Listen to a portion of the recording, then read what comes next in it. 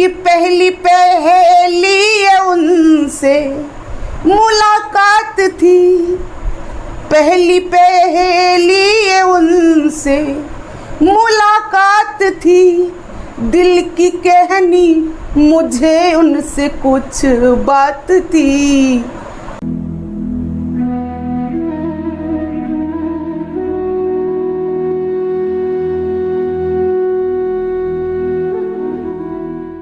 राधे राधे। तो जैसे कि अभी हमने पिछली वीडियो में मैया की आपको दिनचर्या दिखाई हमने कि कैसे मैया सेवा करती हैं कैसे नहीं, और अब जो ये वीडियो स्टार्ट हुआ है इसमें हम जो भक्तों के कुछ क्वेश्चन थे उनके आंसर जानेंगे मैया से। तो चलिए मैया से बात करते हैं और जानते हैं जो कुछ भक्तों ने हमें प्रश्न दिए थे कि आप। तो चलिए आगे देखते हैं मैया इसके बारे में क्या बोलती हैं, और चलिए आगे। राधे राधे मैया। राधे राधे भैया। राधे राधे भैया। जैसे कि कुछ लोगों के हमारे पास सवाल आ रहे हैं, जैसे कि वो पूछ रहे हैं कि मैया से हमें बताइए। तो कुछ सवाल हमने लिखे हैं आज फिर दोबारा से, तो हम उनके थोड़े से आपको प्रश्नों के आंसर जानना चाहेंगे। तो प्लीज़ हमारा सपोर्ट कीजिए, क्योंकि कुछ भक्तों के काफ़ी कमेंट्स आ रहे हैं कि हमें ये बताइए। तो पहले एक भक्त हैं जिन्होंने पूछा है कि जैसे हमारे लड्डू गोपाल हमारे घर पर रह जाते हैं तो उनकी सेवा कैसे करें, उनकी भोजन की व्यवस्था कैसे करें। लड्डू गोपाल, अगर हमारे घर लड्डू गोपाल रह जाते हैं तो कई बार ऐसा होता है, हमारे अपने पड़ोसी या अपने खास कुछ लोग जहाँ हम रहते हैं बहुत खास लोग होते हैं जी। तो जब हम कहीं जाएं, और आज के समय में मुझे तो नहीं लगता कि कोई घर ऐसा होगा जिसके घर लड्डू गोपाल की सेवा ना होती हो। बिल्कुल बिल्कुल। मैं तो अपने यहाँ से जानती हूँ, हर घर में आज हैं लड्डू गोपाल जी। तो हम कई बार बाहर जाते हैं तो अपने बच्चों को नहीं छोड़ के जाते हैं कि दीदी हम 2 दिन के लिए जा रहे हैं, हमें इमरजेंसी है और हम आ जाएंगे, हमारे बच्चे को रख लेना। तो इसी तरीके से हम अपने लड्डू गोपाल को भी देके जा सकते हैं कि दीदी हम वहाँ बाहर जा रहे हैं और आप 2 दिन के लिए मेरे इनकी सेवा करना, मेरे ठाकुर जी की। मेरा तो अपना यही विचार है। हाँ, कुछ लोग जैसे लड्डू नहीं, ये अच्छी व्यवस्था है क्योंकि हर घर में ठाकुर जी की सेवा हो रही है भैया। बिल्कुल। अच्छा भैया, दूसरा सवाल ये है हमारा, जो कि सुमन है जिन्होंने पूछा है कि जब हम बिहारी जी के दर्शन करने के बाद जब बाहर आते हैं या घर पे पहुंचते हैं तो एक बेचैनी रहती है, वो क्यों रहती है? बेचैनी, अभी हमने विग्रह को देखा है जी। उसके पीछे जो है सच में, क्योंकि फिर हमें उसे साक्षात भी देखना चाहते हैं ना कि वो अंतरात्मा की बेचैनी है, उसे पता है। तो वो उसे देखने के बाद ये लगता है कि हम अब मतलब एकदम वही चीज़ चाहिए जो है, उसके लिए बेचैनी होगी तभी उसकी प्राप्ति होगी हमें।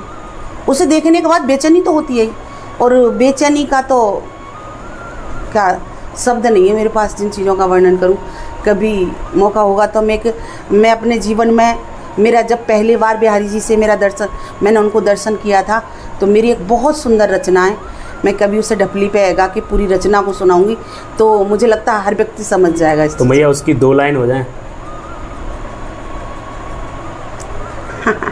हाँ जरूर। मैं पहली बार जब गई थी, और मैं तो जो सच बताऊं ना कि जो दर्शन में आनंद नहीं है, जो उनकी तड़पने में आनंद है, मेरा अपना विचार है। जय हो जय। कि जो आनंद मुझे पहली बार दर्शन में हुआ था ना, वो मुझे नहीं लगता कि जीवन में दोबारा वो पल आएगा मेरे साथ। मेरी सहेलियां हैं 8-10, वो सारे लोग, हम पहली बार बिहारी जी का दर्शन करने गए जी।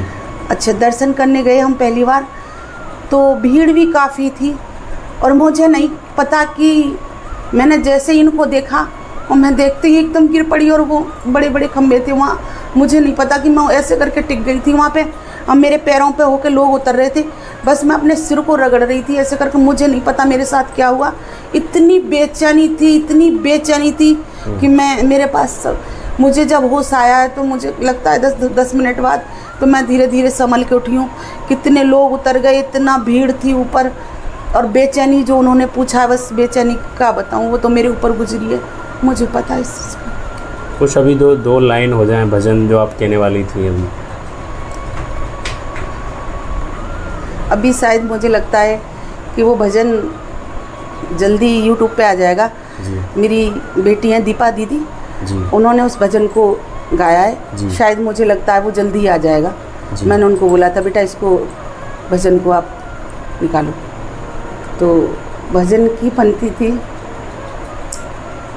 कि श्याम रे श्याम के प्यार में बावरी, मैं श्याम के प्यार में बावरी, मैं जहाँ थी खड़ी की खड़ी रह गई, मन मचलने लगा दिल बहकने लगा, मैं जहाँ थी खड़ी की खड़ी रह गई, श्याम रे श्याम के प्यार में बावरी। लास्ट पंक्ति थी उसकी कि पहली पहली उनसे मुलाकात थी, पहली पहली उनसे मुलाकात थी, दिल की कहनी मुझे उनसे कुछ बात थी, आमना सामना जब हुआ था मेरा, आमना सामना जब हुआ था मेरा, मैं जमी पे पड़ी की पड़ी रह गई, श्याम रे श्याम के प्यार में बावरी, श्याम रे श्याम के प्यार में बावरी। बहुत सुंदर भैया। भैया एक सवाल और है अगला जो किसी भक्त ने पूछा है कि कृष्ण भगवान का नाम कृष्ण क्यों रखा गया? इनके नाम का मतलब क्या है? देखो, मैं अगर ये कहूँ कि मैंने कुछ पढ़ा, मैं पढ़ा लिखा मैंने कुछ नहीं है जी। जो मैंने संतों के मुंह से सुना है जी कि कृष्ण मतलब जो अपनी तरफ आकर्षित करता हो, जिसके अंदर आकर्षण हो जी, और जो मन को चुरा लेता हो जी, अपनी तरफ खींच लेता हो, कृष्ण उसे ही कहते हैं। जो मतलब ना चाहते हुए भी तुम खींचे चले जाओगे उसकी तरफ, कृष्ण वो है। बहुत सुंदर। और इसके बारे में थोड़ा विस्तार से बताएं हमें, क्योंकि काफ़ी लोगों की कृष्ण वो हैं कि अनंत, कि कृष्ण क्या कहूँ, कृष्ण के लिए कई बार कृष्ण एक से अनेक हैं, क्योंकि जब महाराज किया है तो कृष्ण अनेक हुए, और कृष्ण शब्द क्या बताऊं, मेरे पास शब्द ही नहीं, मैं कैसे समझाऊं जी। क्योंकि जब वो इतना होता है ना तो जुआ बंद हो जाती है जी। कृष्ण वो है कि ताकत नहीं है उसके बारे में वर्णन करने। अच्छा भैया, एक सवाल और है हमारा अगला कि जैसे कि नई यूथ है हमारी, जो नई जनरेशन है, आजकल तिलक नहीं लगाती है, कल्टी माला पहनने से शर्म आती है। अदर हमारी जो कास्ट है अंदर हिंदू धर्म से अलग वाली जो है, जैसे मुस्लिम हो गए, वो अपने धर्म में सारी दिनचर्या करते हैं अपनी, चाहे टोपी लगाना, चाहे नमाज़ पढ़ना, हर चीज़ करते हैं। पर हमारे हिंदू धर्म के बच्चों को ये शर्म क्यों आती है ये सब चीज़ करने में? वो ये सोचते हैं कि हम ऑफिस में जाएंगे या हम कॉलेज में जाएंगे तो हमारी मजाक बनेगी जी। सिर्फ यही है बच्चों का। मैंने जो देखा है, मैंने बच्चों से पूछा है कि बच्चे मजाक बनाते हैं। अरे भैया, कितने दिन मजाक बनाएंगे? बिल्कुल। और आप ये देखिए कि मुस्लिम धर्म में अगर उनका टाइम होगा तो वो सड़क पे तो वहीं खड़े हो जाएंगे। बिल्कुल सही बात। चाहे उनके पास गाड़ी है, गाड़ी रोक देंगे, उन्हें वहीं करना है। आप ये तो देखो ना, तो हम क्यों पीछे हो जाएं? हमारा धर्म सनातन धर्म है, उससे पहले कोई धर्म भी नहीं था, पहला केवल सनातन धर्म था। और चोटी और तिलक और कंठी तो बहुत ही ज़रूरी है। क्या शर्म की बात है? कोई शर्म की बात नहीं है। और जो लोग, मैं सच कह रही हूँ, जो लोग तुम्हारा मजाक बनाएंगे वो एक दिन वही करेंगे जो तुम कर रहे हो। एक के साथ सारे करेंगे, लेकिन उसके लिए कुछ थोड़ा सा बर्दाश्त करना पड़े। खड़े रहो जम के। आंधी तूफान, जैसे कि आंधी तूफान की तरह ही वो बातें होती हैं कि लोग कुछ भी कहते हैं, मजा बनाएंगे, हंसेंगे, कुछ भी कहेंगे, लेकिन जमे रहो ना। शर्म की क्या बात है? बिल्कुल सही बात है। हमारा धर्म है, हमारे संतों ने, हमारी ये कथावाचकों ने कितना बढ़ाया है इसको। बिल्कुल बिल्कुल बिल्कुल। शर्म की कोई बात नहीं, इससे हमारी क्या वैल्यू घट जाएगी? कुछ नहीं। हम हिंदू हैं, हम वैष्णव हैं, तो हमें कंठी पहननी चाहिए, हमें तिलक लगाना चाहिए, इसमें क्या है? सही बात है। इससे तो और मन निर्मल होता है, हमारा चिंतन बढ़िया होता है। आप करके तो देखें बच्चे एक बार। भैया अगला प्रश्न है जो कि आपने ही एक पिछली वीडियो में बोला था और काफ़ी भक्तों ने उसके बारे में पूछा है कि आपने बोला था कि अगर मेरे घर में कोई शरीर भी त्याग रहा होगा तो मैं भजन कीर्तन नहीं छोड़ूंगी। हाँ, मैंने भी उसको पढ़ा था जी। उसमें कमेंट में मैंने पढ़ा था। हाँ, क्या ऐसा तो नहीं हो सकता कि हर आदमी अपने घर में? नहीं नहीं, ऐसा नहीं हो सकता। मैंने पहले शुरुआत में मैंने क्या कहा था, मैं तुम्हें लिखी पढ़ी कोई बात नहीं बताऊंगी, मैं सिर्फ अपनी जीवन की हर बात बताऊंगी आपको। जी। मेरी जिद थी, मैं जैसे अभी बोला मैंने वीडियो में उस दिन कि कुछ भी हो जाए, तो मैं यही कहा करती थी ठाकुर जी से कि अगर कोई मर भी जाएगा ना तो मैं तुम्हारा कीर्तन नहीं छोड़ूंगी। तो कहते ना, उन्होंने वो समय ला के खड़ा किया मेरे सामने। वो परीक्षा की घड़ी थी। मेरे पापा अब तो नहीं है दुनिया में, करीब 3-4 साल पहले उनको अटैक पड़ा था, उनके मुंह से ब्लीडिंग हुई थी और वो दिल्ली सर गंगाराम में एडमिट थे वेंटिलेटर पे। और उन बहुत सीरियस हालत थी कि मतलब ये लग रहा था पूरा परिवार, रिश्तेदार, सब लोग वहाँ थे और बस यही सब सोच रहे थे कि पता ना किस समय डॉक्टर हाथ खड़े कर दे, कह दे ले जाओ, मतलब वो स्थिति में थे। लेकिन मेरा मायका अलीगढ़ के पास एक छोटा सा शहर है, तहसील गवाना, मैं वहाँ की हूँ। तो वहाँ मेरा प्रोग्राम राधाष्टमी का उन लोगों ने जिद करके कि दीदी 1 साल में हमें ज़रूर आपका प्रोग्राम कराना है और आप ज़रूर आएँ। तो राधाष्टमी का प्रोग्राम उनके यहाँ हर साल वहीं जाती हूँ मैं जी। तो राधाष्टमी का वो समय आ गया था, 3-4 दिन रह गए। अच्छा, उनका बड़ा प्रोग्राम होता है, वो बैनर वगैरह लग चुके थे सारा कुछ। तो फ़ोन आने लगे उनके, दीदी हम क्या करें? उन्हें पता था कि पापा बीमार हैं जी। तो मैंने कि भाभी अभी कुछ कह नहीं सकती। फिर उनके बार बार फ़ोन आए कि उनके पास और लोग फ़ोन कर रहे थे, क्योंकि जिन लोगों को पता था पापा बीमार हैं कि दीदी आ रही हैं, दीदी आ रही हैं, तो भाभी बार बार फ़ोन करें। मैंने अपनी मम्मी को बोला, मम्मी मैं क्या करूं, फ़ोन आ रहा है। तो मेरी माँ तो कृष्ण भक्त हैं और उन्होंने मुझे कभी नहीं रोका, लेकिन उस समय तो उनका भी दिमाग एकदम फेल था। बोली, बेटा आज मेरा दिमाग काम नहीं कर रहा, अब तुम्हें जो अच्छा लगे। फिर मेरी वहाँ से फ़ोन आया कि दीदी हम क्या करें, जैसे प्रोग्राम परसों होना है। मैंने फिर एकदम मैं रोई ठाकुर जी के सामने। मैंने कि अब तुम जानो, तुम्हारा काम जाने। मैंने तुरंत फ़ोन किया, भाभी प्रोग्राम होगा, अब चाहे कुछ भी हो प्रोग्राम होगा। तो मैंने, और उसी रात को मुझे इलाहाबाद मेरी टिकट थी, मुझे संगम जाना था उसी रात को जी। प्रोग्राम दिन में था, रात को मेरी ट्रेन थी 10:30 बजे अलीगढ़ से, पहले से निश्चित था। तो भैया मैंने कुछ नहीं देखा और मैं गई और मैंने वहाँ प्रोग्राम किया। वो खुशी तो नहीं थी, दर्द था दिल में, लेकिन हाँ प्रोग्राम हुआ बहुत अच्छा। मैंने नहीं ध्यान दिया कुछ भी और मैं सीधे अपने कपड़े चेंज करके अलीगढ़ पहुँची। अलीगढ़ जाके कुछ लोग दिल्ली से आ रहे थे, मैं सीधे प्रयागराज पहुँची। प्रयागराज की संगम के किनारे बड़े हनुमान जी हैं, लेटे हुए बड़े हनुमान जी। मैं वहाँ जाके बहुत रोई। मैंने कि बाबा मुझे अभी बहुत ज़रूरत है पिता की। तो आप विश्वास करना कि मैं क्या तारीफ़ करूँ। वहाँ से आने के बाद मैंने फिर तुरंत ट्रेन पकड़ ली सुबह 7 बजे वापस आने के लिए। जब मैं वहाँ से चली हूँ तो मेरी मम्मी के फ़ोन आने शुरू हो गए। बेटा, क्योंकि मैं आंख बंद करके मैं कहती हूँ हम इतने सक्षम हैं, हम कुछ भी कर सकते हैं, कुछ भी। मैंने जब वहाँ रोने के बाद मैं आंख बंद करके ये देखती थी मेरे पापा कैसे थे, मैं उन्हें कैसे छोड़ के आई थी। तो मैं आंख बंद करके जो एनर्जी देती थी उनको, या मैं कल्पना करती थी पापा मुझे ऐसे मिलने चाहिए, मैं उन्हें वेंटिलेटर पे देखना नहीं चाहती जी। तो मेरी मम्मी मुझे फ़ोन करने लगी, गुड़िया, मुझे पापा प्यार से गुड़िया बोलते थे। तो बार बार बोली, बेटा पापा बार बार याद कर रहे हैं, कह रहे हैं गुड़िया।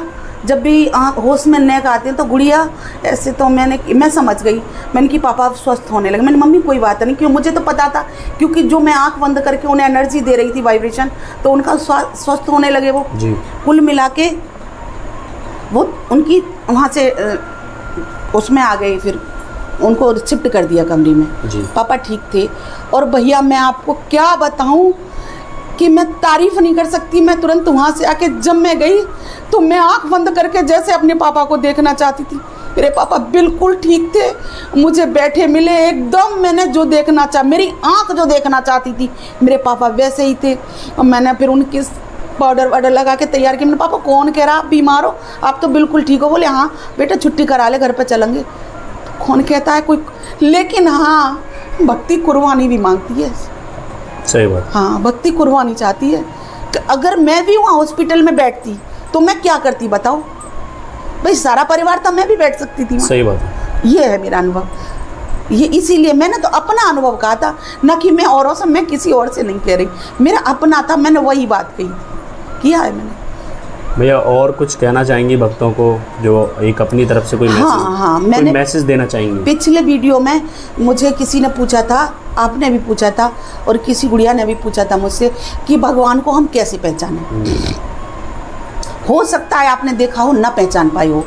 हाँ पहचानने की बात, क्योंकि मैं ये कह दूं कि तुम ऐसे पहचानो, हो सकता है मेरे पास मैं किसी तरीके से मुझे दिखाई दिए हो, आपको और कोई तरीका हो, तो मैं उसको क्लियर नहीं कह सकती कि ऐसे देखोगे।